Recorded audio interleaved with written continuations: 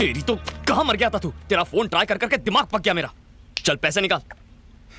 हंस क्यों रहा है तू? क्यों? जब तक माधवी तेरे सामने नहीं कहेगी यकीन नहीं होगा। तुम्हें मुझे इसके सामने आई लव यू कहना होगा। कह दो। इस तरह क्या देख रही हो? तुम जानती हो ना कि तुम्हारे वो 3 टेस्ट पास करने के लिए मैंने कितने रिस्क उठाए हैं। क्या मैं कोई मजाक कर रहा हूं जो तुम हंस रही हो? वहां मेरे बाबा मौत से लड़ रहे हैं। ऑपरेशन कामयाब रहा, तुम्हारे बाबा सेफ हैं। यकीन नहीं हो रहा है राज? जहाँ तक मैं जानता हूँ बेटा, तू बचपन से बैटिंग करता आ रहा है। तेरी जिंदगी दांव पर लगती थी और डर मुझे लगता था, लेकिन आज तेरी यही बैटिंग ने मेरी जिंदगी बचाई। तेरे दोस्त ने डॉक्टर को पैसे दे दिए हैं, इसलिए तुम्हारी माँ के चेहरे पर खुशी है। तुमने पैसे दिए बेट जीतने से पहले ही? जिस दिन तुमने बेट लगाई थी उसी दिन हमें पता था तुम जीत जाओगे राजा। तुम इस बेट के बारे में कैसे जानती हो? वो बेट लगाने के लिए मुझे इसी ने कहा था। हाँ राजा, तुम अपने बाबा को बचाने के लिए मेरी जिंदगी में आए हो, पर मैं अपनी मर्जी से तुम्हारी जिंदगी में आई हूँ। मैं 13 साल से हर बेट जीत कर भी हारती आई हूँ, लेकिन तुमने जिंदगी की हर बेट जीती है। दूसरों को हमेशा मदद करने का तुम्हारा स्वभाव मेरे दिल को छू गया। मेरी फैमिली के सामने लव लेटर देने की तुम्हारी हिम्मत पर मैं फिदा हो गई।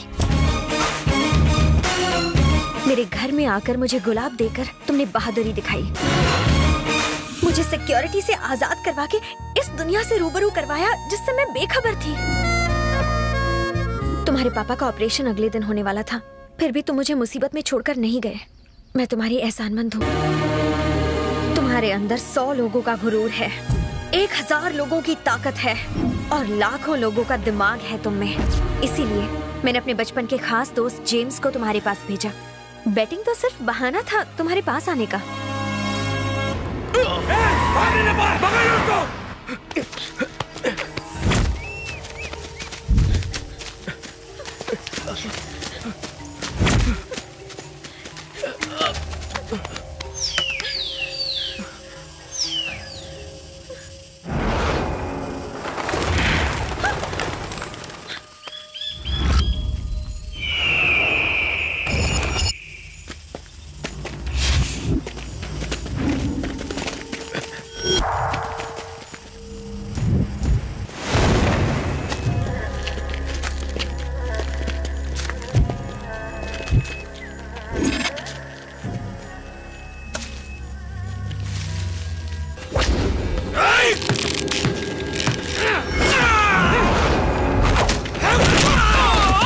चलो जल्दी।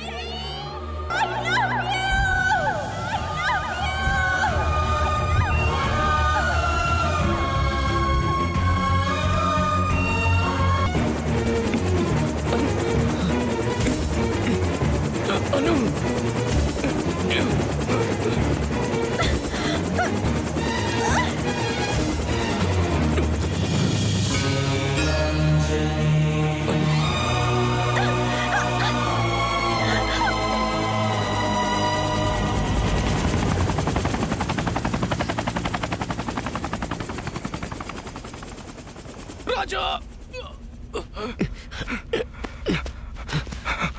जेम्स, उसका नाम अन्नू है। ये तुम्हें कैसे पता? मेरे माँ बाप के अलावा सिर्फ अन्नू ही मुझे चेरी बुलाया करती थी। ये लॉकेट उसी ने मुझे दिया था। इसका मतलब तुम सूर्यनारायण जी के बेटे हो? हाँ हाँ।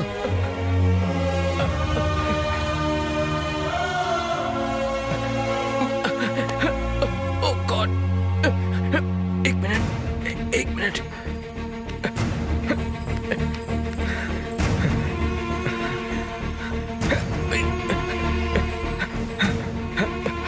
हेलो बाबा, राजा और कोई नहीं, सूर्यनारायण जी का बेटा है।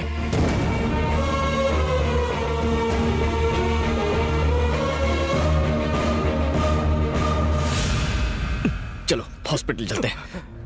मेरा जिंदा रहना उतना जरूरी नहीं है जितना तुम्हारा सच जानना जरूरी है। तुम एक बहुत बड़ी सच्चाई से बेखबर हो। तुम्हारे पिताजी ने जो पूजा करवाई थी उसमें जो हादसा हुआ था वो हादसा नहीं था, वो धमाका जानबूझकर करवाया गया था। अपना गांव रायदुर्ग, जिसकी कुल देवी भवानी थी, पर गांव के जीते जागते भगवान तो तुम्हारे पिताजी थे। विजय प्रताप और तुम्हारे पिताजी कॉलेज के जमाने से जिगरी दोस्त थे। उन दोनों की सच्ची दोस्ती की वजह से तुम्हारे पिताजी के कहने पर विजय प्रताप जी ने अपनी 3000 एकड़ की जमीन रायदुर्ग के किसानों को खेती करने के लिए लीज पर दे दी। विजय प्रताप अपने बिजनेस के सिलसिले में लंदन चले गए। इसी फिराक में था उनका साला बवंडर बिहारी। सर, हमें जांच से पता चला है ये जो 3000 एकड़ की जमीन विजय प्रताप ने किसानों को खेती करने के लिए लीज पर दी है, उसमें A ग्रेड का आयरन ओर है। अगर हम इस जमीन को खोदकर सारा का सारा आयरन ओर निकाल लें तो हमें करोड़ों का फायदा हो सकता है। मुबारक हो तुम्हें भी। किसानों को पता न चले इसलिए हम उसे पावर प्रोजेक्ट का नाम देंगे, लेकिन उसकी आड़ में चलेगा अपना धंधा और किसानों को फंदा। उन्होंने किसानों को मजदूरी छोड़कर अमीर बनने के सपने दिखाना शुरू कर दिया और लोगों को गोनी भरकर पैसे देने का वादा किया। अगर फैक्ट्री बन गई तो हमारे बच्चों का भविष्य संवर जाएगा। तुम्हारे पिताजी ने उन्हें समझाने की बहुत कोशिश की कि वो प्रोजेक्ट बोगस है और वो आयरन ओर के लिए जमीन हथियाना चाहते हैं, पर भोले भाले गांव वाले बवंडर के झांसे में पूरी तरह से आ चुके थे। हमें कोई परवाह नहीं है कि वो क्या करने वाले हैं। हमें बच्चों का भविष्य देखना है। हमें माफ कर दीजिए। बवंडर ने मासूम गांव वालों की आंखों में सुनहरे सपने सजा दिए थे। जब उन्हें ही परवाह नहीं तो आप उनकी इतनी परवाह क्यों कर रहे हैं? क्योंकि ये सभी हमारे अपने हैं, थोड़ा बहक गए हैं। कुछ दिनों बाद विजय प्रताप लंदन से आ जाएगा, तब मैं उसे सब कुछ बता दूंगा। सूर्यनारायण जी ये सच्चाई विजय प्रताप जी को ना बता दें, इसीलिए उसी रात उन्हें अगवा किया गया। अगले दिन विजय प्रताप लंदन से वापस आए। आओ बेटी, आओ। विजय प्रताप जी की आंखें तुम्हारे पिताजी को देखने के लिए बेचैन थीं। मुझे लगा सूर्यनारायण मुझे लेने आएगा, पर वो है कहाँ? वो नगर पंचायत गया है जमीन के काम से। आइए चलते हैं। ओह, वो जानते थे कि सूरज देर से निकल सकता है, पर सूर्यनारायण उनसे मिलने कभी देरी से नहीं आ सकता। विजय प्रताप जी को बवंडर पर शक होने लगा और वो तुम्हारे घर पहुंचे। तुम्हारे मां के आंसुओं ने सारी सच्चाई बता दी। उन्होंने अपने दोस्त सूर्यनारायण को कोठरी से रिहा किया और बवंडर को सबक सिखाने की ठान ली।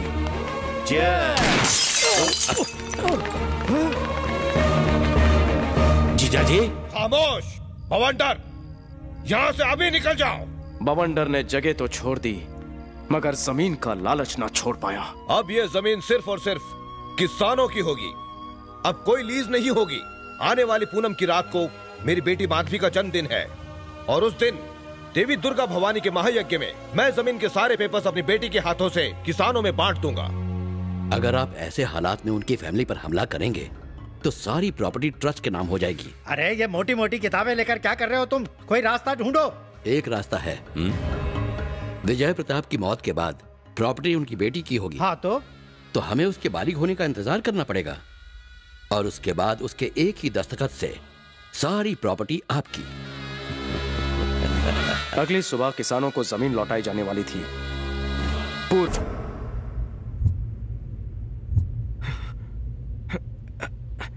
तुम्हारे पिताजी उन जल्लादों का पर्दाफाश ना कर सके, पर तुम तो कर सकते हो। उन गद्दारों को अंजाम तक पहुंचाने के लिए मैं जिंदा हूं। ये रहे उस 3000 एकड़ जमीन के कागजात। जाओ, पिताजी की अधूरी इच्छा पूरी करो। जेम्स,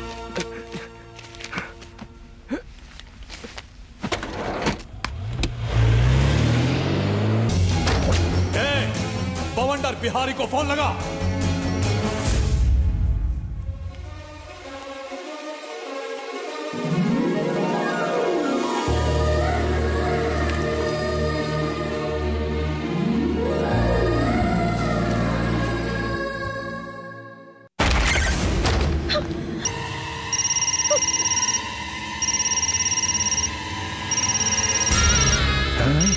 इसके बेटे का फोन है।